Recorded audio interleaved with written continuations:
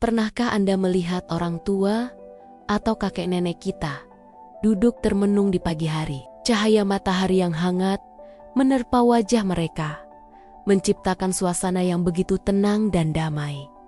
Momen seperti ini seringkali membuat kita merasa haru. Kita berpikir, mereka sedang menikmati masa tua dengan santai. Tapi, tahukah Anda, di balik ketenangan itu, ada bahaya tersembunyi yang mungkin tidak kita sadari?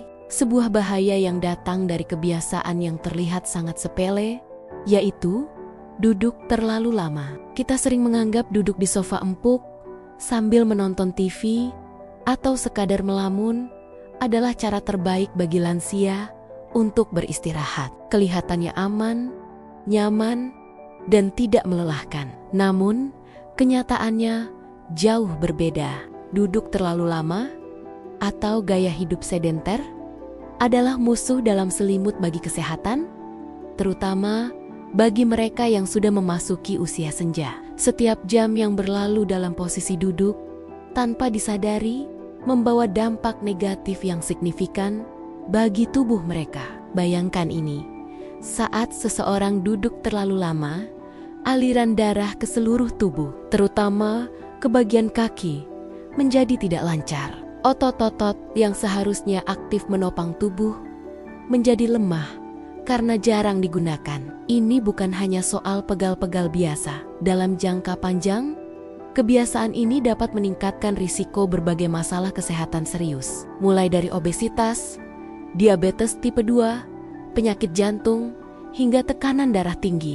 Yang lebih mengkhawatirkan lagi, otot yang lemah dan sendi yang kaku akan membuat mereka lebih rentan terjatuh, yang bisa berakibat fatal pada usia lanjut. Mungkin kita berpikir, itu kan wajar, namanya juga sudah tua. Tapi, pola pikir seperti inilah yang berbahaya. Usia senja bukanlah alasan untuk berhenti bergerak. Justru sebaliknya, aktivitas fisik menjadi kunci utama untuk menjaga kualitas hidup mereka. Ini bukan tentang olahraga berat atau lari maraton. Sama sekali bukan. Ini tentang gerokan-gerokan kecil yang bisa membuat perbedaan besar.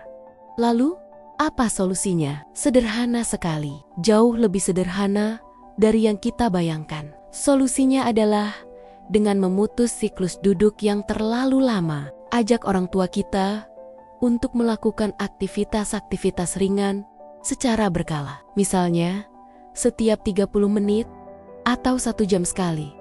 Ingatkan mereka untuk sekadar berdiri. Ya, hanya berdiri saja sudah sangat membantu. Saat berdiri, otot-otot besar di kaki akan kembali aktif dan sirkulasi darah mulai membaik. Setelah berdiri, ajak mereka untuk berjalan pelan di dalam rumah.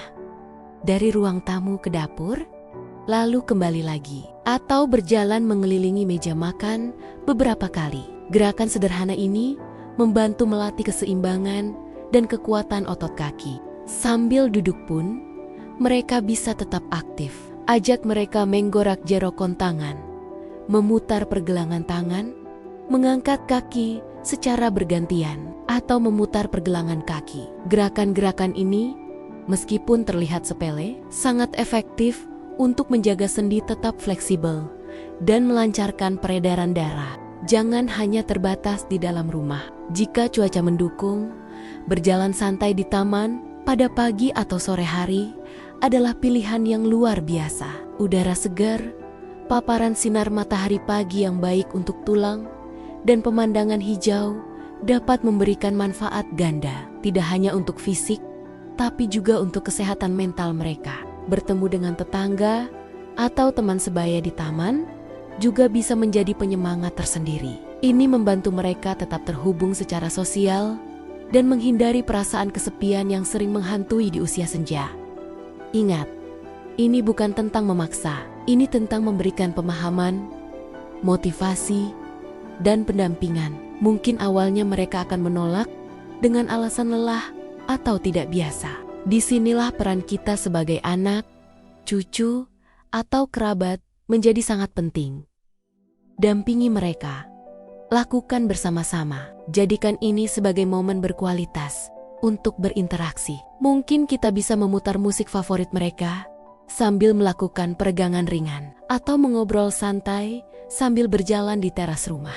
Setiap gerakan kecil adalah investasi untuk kesehatan jangka panjang mereka. Setiap langkah adalah perjuangan melawan penurunan fungsi tubuh. Dengan mendorong mereka untuk lebih aktif, kita tidak hanya membantu mereka terhindar dari berbagai penyakit, tapi kita juga memberikan mereka hadiah yang paling berharga, kemandirian, kemampuan untuk melakukan aktivitas sehari-hari tanpa bergantung pada orang lain adalah sumber kebahagiaan dan harga diri yang tak ternilai bagi para lansia. Mari kita ubah cara pandang kita. Kursi yang nyaman bukanlah satu-satunya tempat istirahat terbaik. Istirahat yang sesungguhnya adalah ketika tubuh mendapatkan kesempatan untuk bergerak, meregang, dan memulihkan fungsinya secara alami. Dengan sedikit perhatian dan kepedulian dari kita bisa membantu orang-orang terkasih kita menjalani masa tua yang lebih sehat,